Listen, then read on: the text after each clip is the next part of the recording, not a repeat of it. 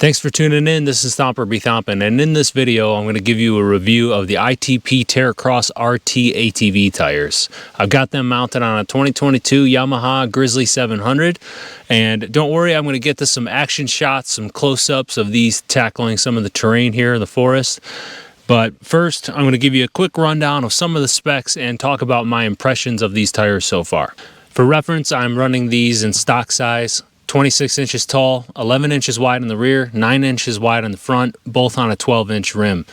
And I'll be comparing them mostly to the Kenda BearClaw HTRs since they are very similar in performance and price. I think this set in this size you can get for about $640 on Amazon, and the Kenda BearClaw HTRs in the same exact size you can get for about $630. So the prices are very similar, but I think that the Kenda BearClaws tend to be a little bit cheaper overall. So these ITP Terracross RTs are a pretty popular all-terrain tire. A lot of folks run them in GNCC races, although I don't think they're quite as popular as the Kenda BearClaw HTRs. But they are a pretty popular all-terrain tread, and that's kind of what I was after. In addition, they are radial construction, so they've got a 6-ply construction, a true 6-ply. And the Kenda BearClaws, at least the ones I had on my old Kodiak 450, those were 8-ply rated, although I think they were a 6-ply tire.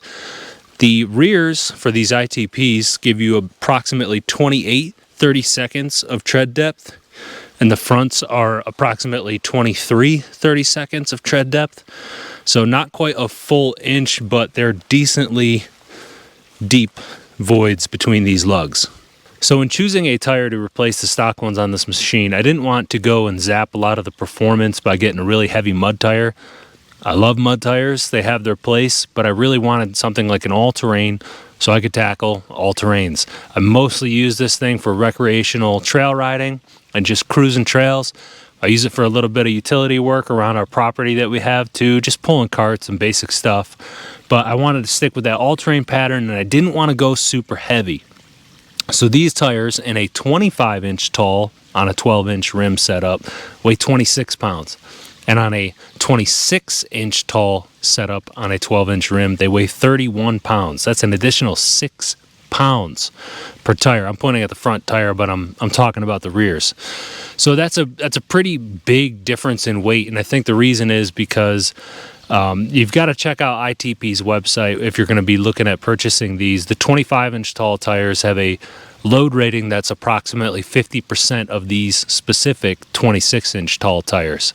So the 25, something like 350 pounds per tire, and the 26-inchers get something along like 750 pounds of a load rating. So they also make these tires for UTVs, so that could be why there's that difference in load rating.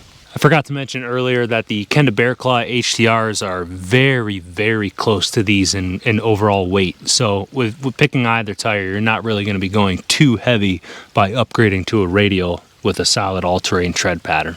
So next I'm going to show you some close-ups of the tire in action, and I just want you to know that instead of using a little bit of momentum and some throttle to get through these obstacles really easy, I am going to purposely go pretty slow to try and get some wheel spin over the rocks, the logs, and some of these dirty hill climbs and stuff.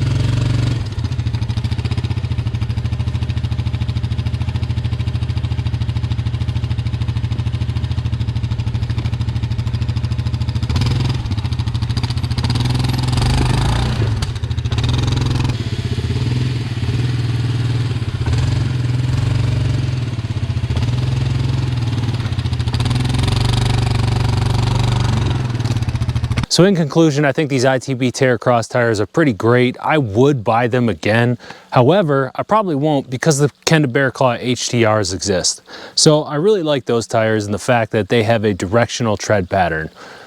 These do just fine with their non-directional tread pattern, but having the directional front tire really gives you more stability at speed when you're doing some hard braking, some hard cornering, and just railing through the trails at high speed. That directional tread pattern is just a little bit better.